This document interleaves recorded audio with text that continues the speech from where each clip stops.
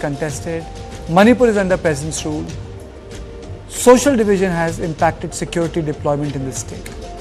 So what's the big picture? President's rule imposed 11 times highest for any Indian state. 250 people killed over the last 2 years. 70,000 people displaced, over 5,600 weapons and 6.5 lakh rounds of ammunition looted from police armory. Some came back, many did. The automatic weapons didn't come. Some automatic weapons came. But it hasn't resolved the issue. It's a militarized state. So the big question is, when will the territorial divide end? What is the way out of the stalemate? To resolve outstanding issues, are immigrants from Myanmar changing the demographic profile of the Manipur and its free movement of people possible in the state? When will the state be completely demilitarized? And on this issue, I'm joined by Rami Niranjan Desai, author and scholar, Northeast Region, distinguished fellow, India Foundation. I'm also joined by Dr. N. Meitei, Associate Professor, Center of Social Medicine and Community Health, School of Social Sciences. Thank you so much.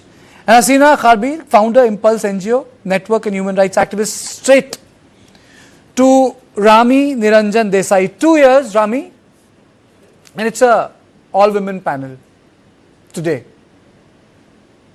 And I purposely made a panel because I didn't want my conversation to just center around security drills and military and what should be done. Women have been at the forefront of the protest in Manipur, the civil protests that have taken place. Either Kukis or the Meiteis. These photos tell you everything. I mean to say, Rami, what is the way out? I mean to say, even the buses cannot ply between the Kuki and the Meiteis areas.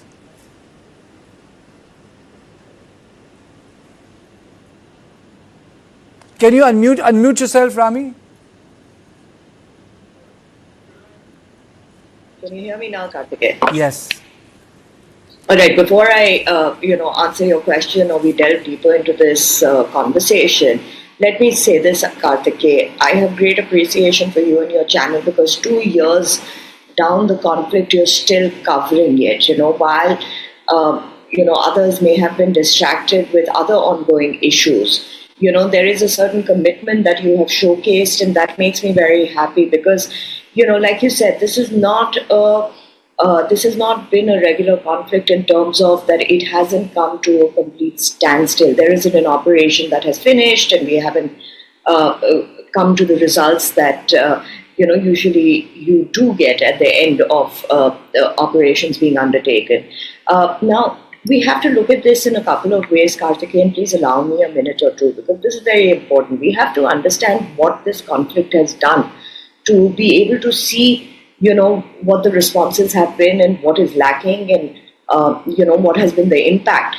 The conflict has become protracted and, I think that has given some amount of impetus for resurgence to inter as well as intra-tribal rivalry. Now, that has obviously deepened the fault lines. Like you said yourself, that nobody is coming to the drawing board. Both parties don't see eye to eye. Of course they won't, because these tensions have been kept alive, even though much less than the peak of the conflict. There have been tensions over land disputes. The tensions have now broadened amongst the Nagas and the Kukis, the Petizomis and the Mars and the Kuki clashes in Churchandpur. So it has spun into something larger. Now, there's also, obviously, because of the situation in the state, there is a heavy sort of competition for resources, there's heavy competition to control areas, and that has led to a more complicated situation. However, let me say this, Kartikeya, and this will be my opening remark after after being the voice of doom and gloom. The fact is that the state is limping back to normalcy. There has been no massive amount of violence that has been recorded, and the conflict has tapered down, so as to say. Of course, the tensions will remain. This is an emotional sort of situation that we are seeing. There is a lack of trust. There's a trust deficit. But our security forces have made significant progress. And I think that will continue. So for now, Kartikeya, I'll say that would be my opening remark. Okay, Madam Meitei, what is your opening remark on this? Why hasn't Manipur come back to normalcy? I mean, Is absence of violence normalcy, madam? First of all, Kartikeya, thank you for organizing this panel. It's always a pleasure to have you. You are the one who was avoiding a panel discussion for long, so it took me some persuasion to get you back. So I very warmly welcome you. Thank you, thank you. You know, sometimes it's also like what Rami has said, that you've been very consistent in reporting about the media, about the Manipur violence. And also, you know, despite that, you know, we all, even the people there itself, you know, a fatigue has set in, like fatigue when it comes to the law and order situation, when it comes to demand of a separate administration. So, I mean, but now as we were discussing, to me, what I see now, the challenge is, you know, how to bring back, when you talk about normalcy, how to bring back Manipur back to 1st May 2023, or let's say beginning of that, because 3rd May was something where you see a very massive violent, and within, you know, few hours and within 2-3 days, you see number of deaths, number of property being destroyed. So, I mean, but the larger question, which is disturbing my concern as a individual and also as a Meiteis from that region, is like how our ethics, you know, the morality of politics in allowing this to continue. There are, if we look at what in the beginning, when we talk about media reporting, because see, this conflict, I would say, is different from the earlier conflict. There are occasional hiccups when it comes to ethnic violence and ethnic conflict in the region. But this conflict is different in the sense that it is also a time when we are living in an age of fast information technology, you know, and where we have social media, we have internet-based news channels. So the larger question which comes, like as these days I'm writing on ethics in media and in conflict reporting. So it makes me, you know, go deeper into why is this escalating till this time, and why is law and order situation still not in order.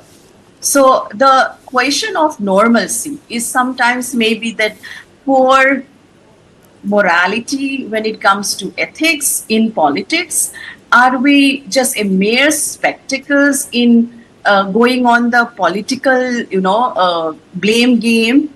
Is this the new normal which you see in Manipur? So there are many larger questions which makes me think that why there is still no normalcy in Manipur.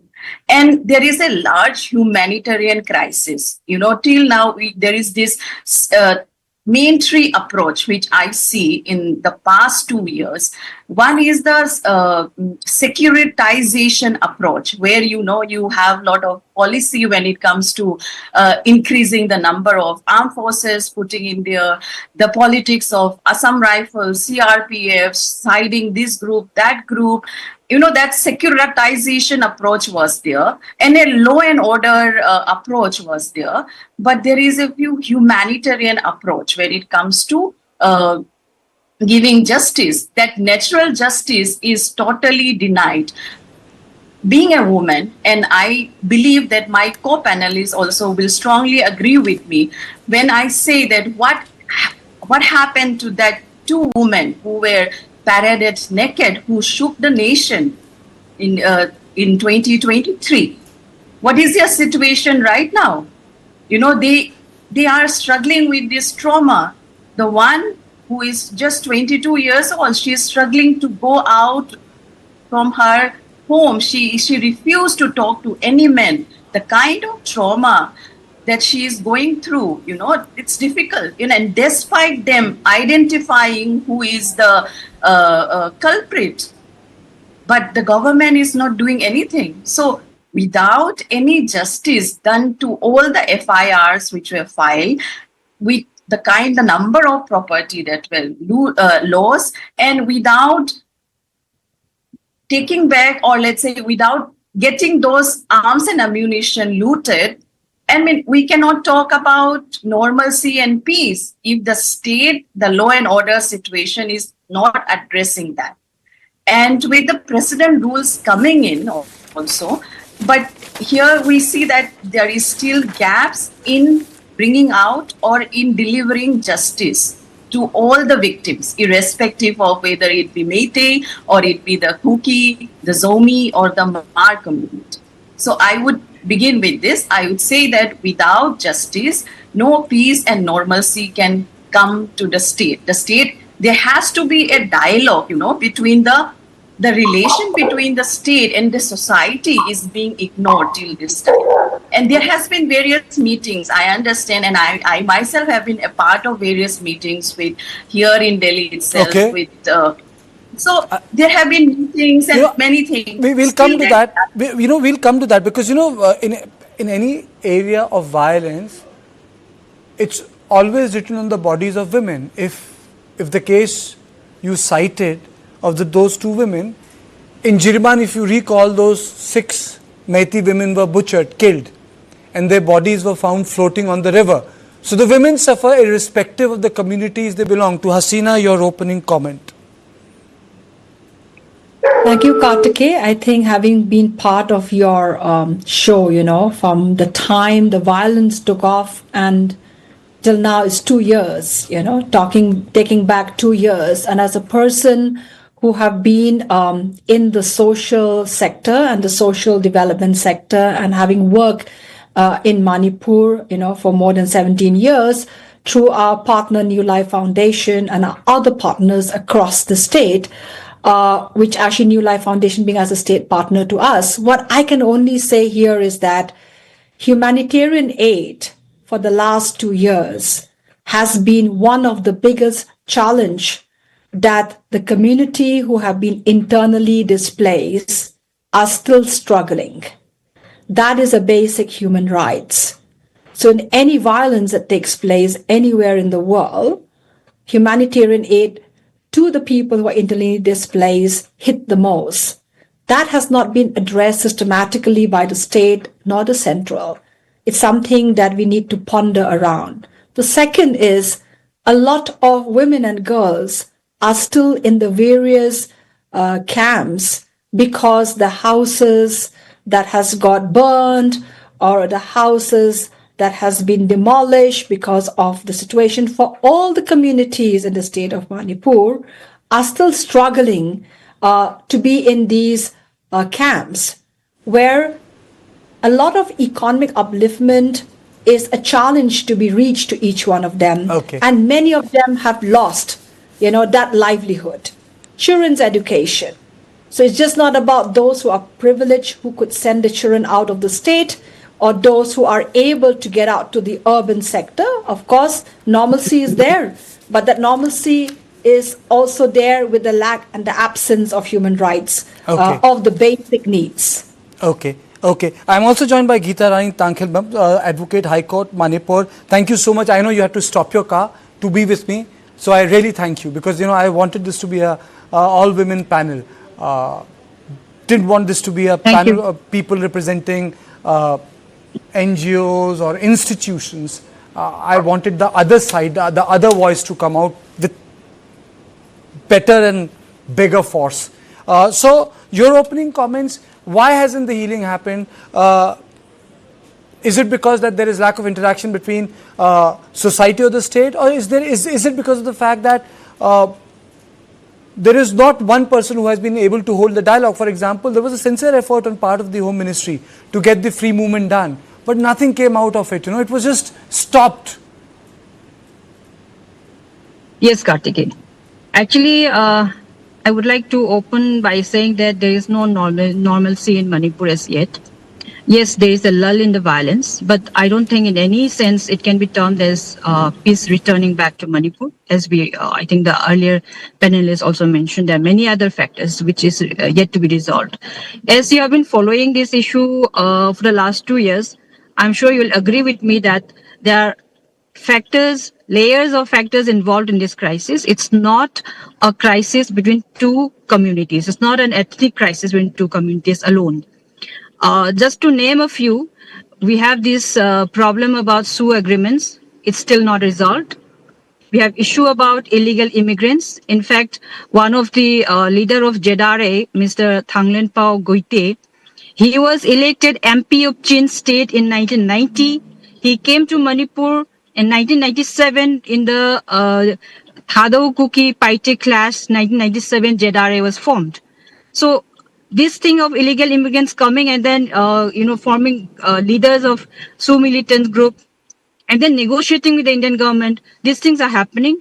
This has to be resolved if peace has to be returned. And then disarming of Sioux militants and the village defense force, which is the priority number one, which has to be done before peace can return. This is yet to be done, as we can see. And then we also have issues like poppy cultivation and, demands of Meiteis, for ST demands. And then the other side is demanding separation of total separation. Like even we have seen the demand of a Christian nation out of portion of India and then Bangladesh and Myanmar. So all these issues are going to be, and then of course the fencing of of our border, which is not yet happening. These are issues which has been lingering for long. It'll take time to resolve. So until these issues are resolved, peace or normalcy, as we, actually not just lull of violence, but actual peace and actual normalcy is not going to return that fast. So according to me, the first priority for, and Kartikeya also, I think earlier, another panelist had mentioned about the IDPs. I would like to highlight the conditions of these IDPs in this camp. It's horrendous. It's like there were people enjoying in their homes and suddenly they are displaced. And for the last 2 years, they have been living in a slum-like situation. 10, 15 people, families, they are, sharing one bathroom, makeshift bathroom.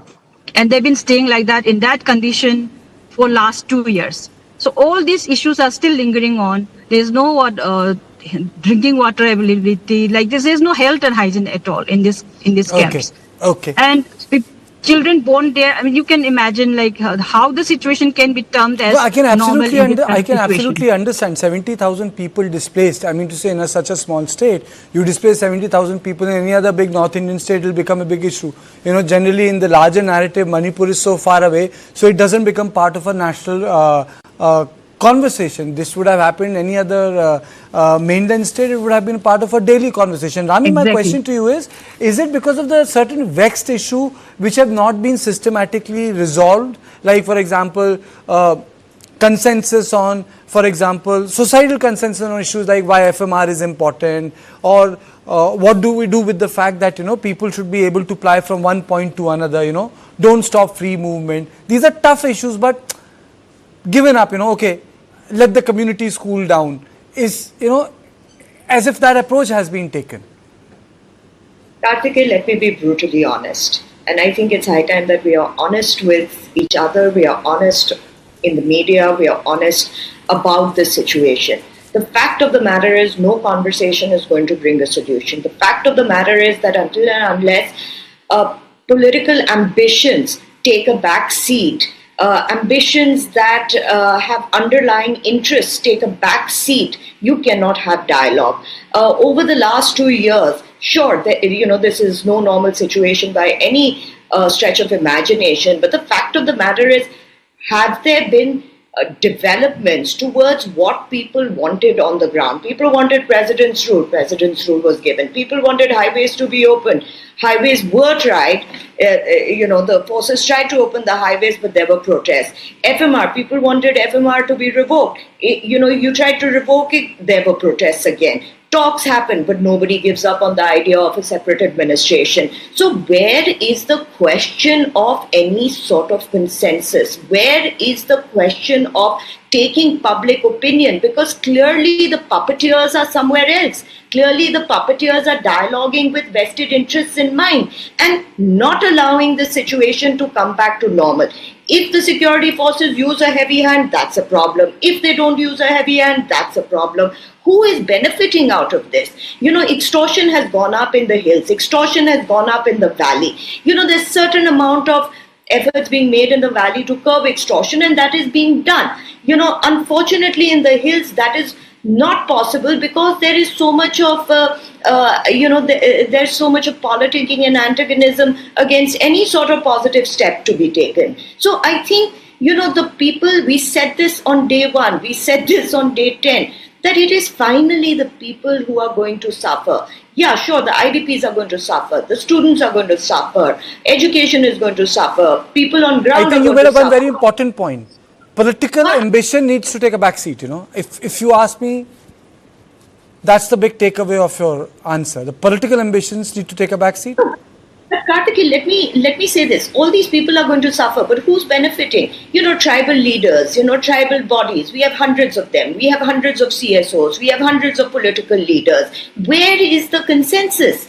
Everybody seems to want to take out the maximum out of this conflict for the benefit of themselves. Number 2, people cannot go back on what they have promised their local bodies, their local, their local communities. Now at the cost, because it will cost them a lot of self-respect, because now they've gone and said, Rami, it reminds me of a book I read years ago of P. Sainath. Everyone loves a good drought.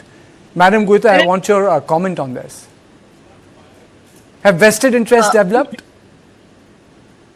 See, Kartikeya, you see the crux of the violence when it started is also because of poor governance, because of a biased stand which is taken by the head of the state that we should not forget.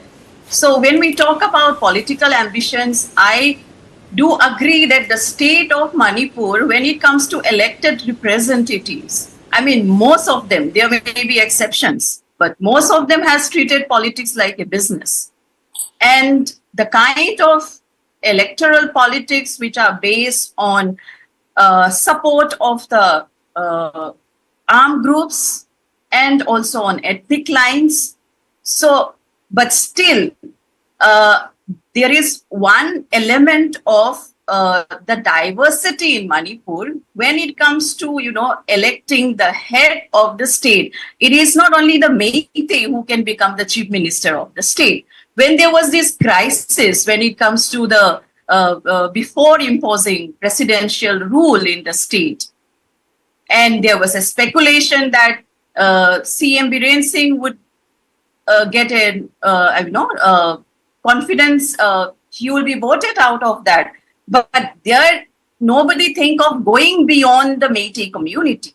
You have the Naga community there, you have the Meitei Muslim, the Pangal over there, So when we talk about politics in Manipur, it's a very, I would say, it's a very dirty business. Okay.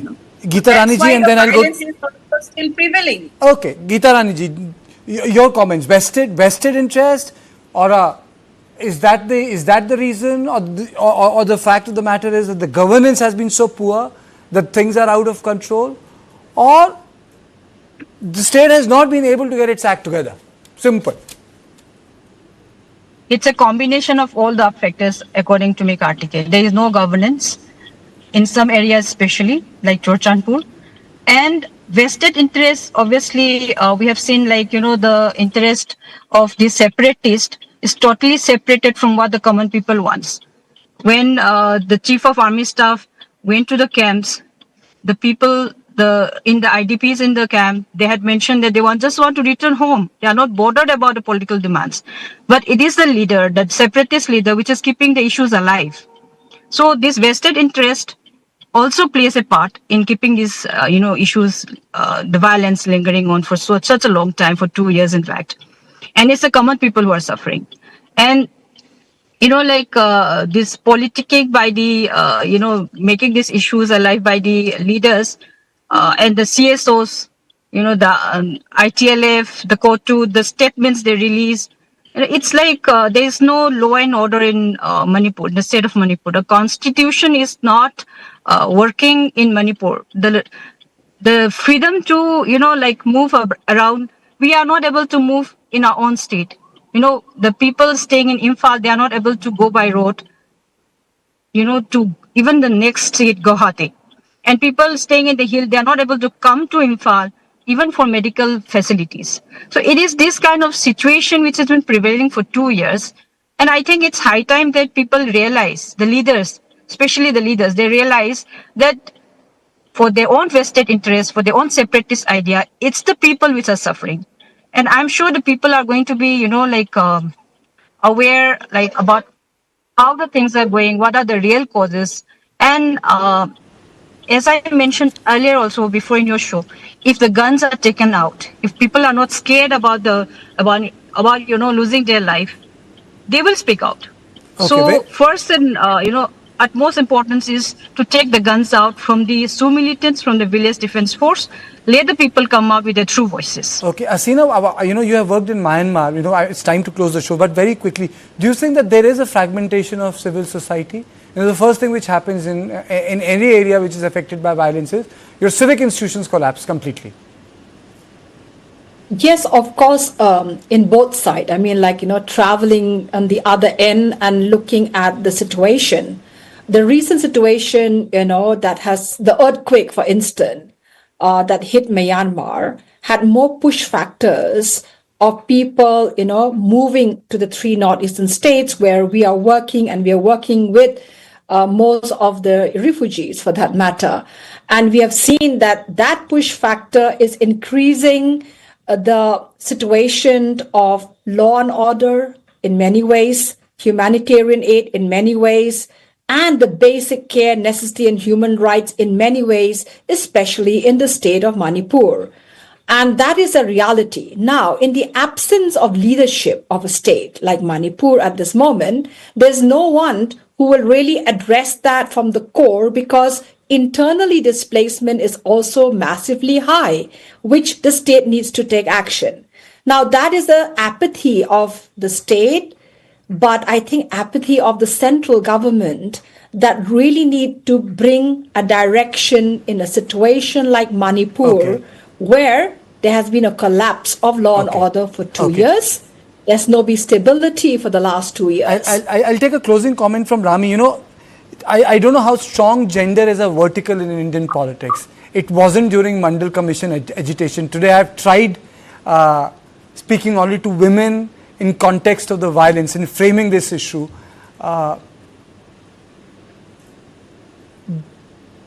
Women have been at the forefront, but this community perspective prevails over the gender perspective even in Manipur. Rami, that's the sense I get. Absolutely, Kartikeya, that will always be the case in the world, and let us be certain about it, because eventually women are the victims, however strong our voices are, and we know some very strong women-led communities, CSOs in Manipur, yet this is about something larger. This is not just about a gender lens, this is about communities, ethnic communities, fault lines that have widened, But let me say this, Kartikeya, as a closing comment, let's not obfuscate where this violence started from. This was not because of any sort of lack of political determination or governance. This was because one community asked for a scheduled tribe status and the other community reacted less than conveniently to it, So let us be clear about that. And I think if we can start being honest about these things and we can start really seeing it as it is, there might be a solution. But without honesty, I think, we'll never come to a solution. We will keep limping. Rami, I always fall short of time when it comes to a conversation on Manipur because it just never ends. But I very humbly, I thank all of you for, giving me time out of your busy schedule. All of you, thank you so much for joining me on my show. And 2 years, the violence hasn't ended, 70,000 people displaced, and that's the sad reality of Manipur. Thank you for watching On Point.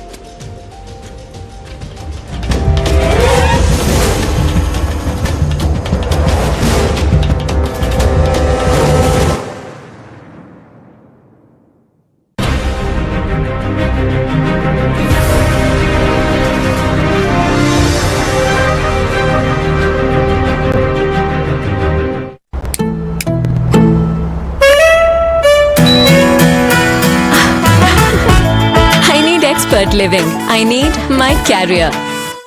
Mama must be missing us, na? Let's take it for a spin, give me one day. Feel the itch under my skin, it's a run day. You believe it when you see we end up, hey. It doesn't matter, just gotta get going. New GT line, Taigun and Virtus. Volkswagen. NEWS9 Corporate Badminton Championships, in collaboration with Pullela Gopichand Badminton Foundation, is here for all of you to experience the passion and network.